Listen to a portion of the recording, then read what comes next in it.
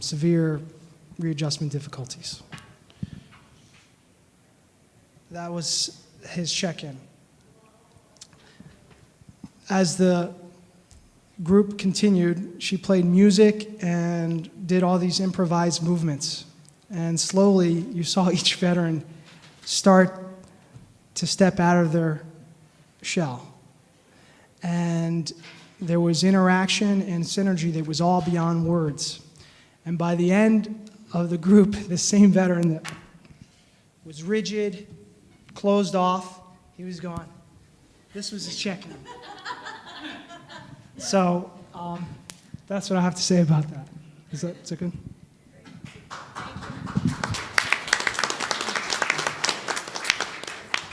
Jan Johnston. I'm going to pick up where Eric left off and continue the discussion about why we would even use art to help veterans. There are too many times, I think, that we rely on just the left hemisphere of our brain, that part of our brain that's so good at verbalizing, but yet the right hemisphere, which picks up on sensation and picks up on nonverbal ways of thinking, is very, very key to working with trauma.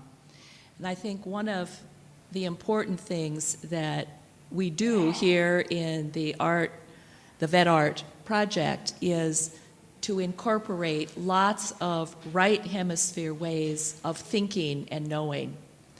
One of the stories that I want to tell was the evening that I worked with a group of veterans here using a technique called personality mapping. It's helpful when people can put on the page symbols that represent different aspects of themselves and come to realize that the angry part of them, or the hurt part of them, or the traumatized part of them is not all of them. And I think that's actually what Eric was describing in terms of the movement that also can happen in terms of drawing. So we find that when you use either drawing or painting or writing, that having a piece of paper, there are boundaries. And being in a supportive group, you can contain emotion, so it's no longer so threatening or so scary.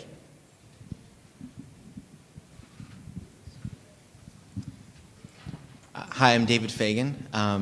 I want to share quickly a story about a veteran I was working with actually in the context of the VA before I actually discovered the art project and all the ways that this sort of work in the arts can cross so many boundaries and build so many bridges and help out in the community context. But in a therapeutic context, I was really struck working with this gentleman who had served in the Navy for over 10 years, had just recently got out, was having a lot of problems, not just with severe depression, but was really struggling with reconnecting to family and readjusting to life in civilian circles.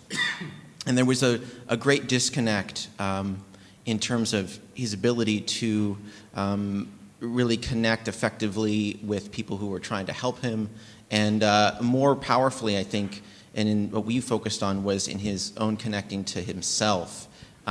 What I found in working with him is that one of the most powerful and helpful ways that he was finding, and that I was honored to be a part of and helping him explore, was the use of poetry and creative writing. And this was something he was starting on his own, but that in the context of other things that we were discussing were just a really incredible way for him to find and connect with parts of himself that had been lost. And isolation, as many of us who know who work, whether in fields of trauma, with veterans or anywhere, know that isolation is a killer. Social isolation is a killer. Isolation from oneself, from parts of oneself, is especially painful. And I think this veteran came to mind because he helped me understand how he could reconnect through that poetry and that creative work. And I want to just quickly, too, say that in my research, I study theater and its effects to not only help communities build and understand one another, but marginalized and stigmatized groups connect to communities, share their voices. And what my research has shown is that stigma decreases with contact and with arts in the community, reaching out as people get to hear the voices of, in these circumstances, veterans. Everybody is growing.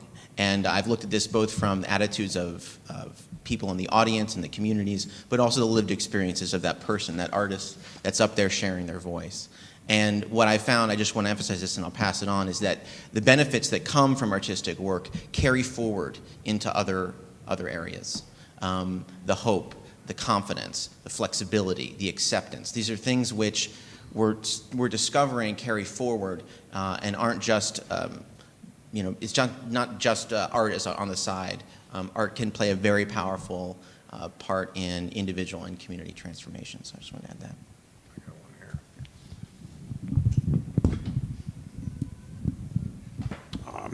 Well, my name is Mike Helbing. I'm with the National Vietnam Veterans Art Museum, and we're changing the name shortly to the National Veterans Art Museum, taking in all conflicts that the United States has been involved with.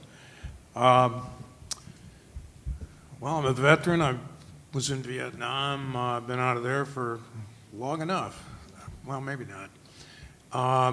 Been a sculptor for about 40 years, and been with the museum group since 1981. And then Lisa threw a curve to saying one story. So I'll limit it to that right now, although there's a ton of them. Being with the museum, I remember being in there, this was about 2 years ago, 2 or 3, and there was a guy came in carrying a little carving about this high, and it was green, I think it was walnut, painted green with polyurethane on it, so it was glossy. And it was of the title of it was called Grunt.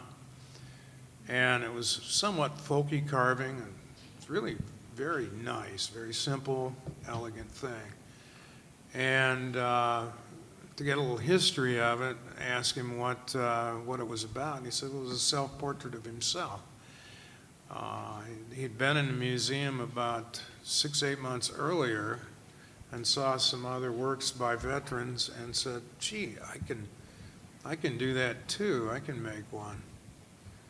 So that was the first artwork he ever made, and it might have been his last, I don't know, but we picked it up, and it's on display. It's a very nice little self-portrait about that high. All work that comes in doesn't necessarily fit the collection, but we're pretty open to the criteria. It just has to have, I love that story. I know what pornography is. I don't know what it is, but I know it when I see it, and that's kind of our criteria to an extent for art. I know what it is, and if it fits the collection, it goes in the museum. Some of the things that the artwork is used for is source material for traveling exhibits, about Veterans Affairs. Lisa's been there. People come in and take a look, and also it's a cathartic thing for veterans to make art and grow from that, and we're open to it. So that's more than one story, but it's just one story about art. So I'll get back to some more. There's many of them.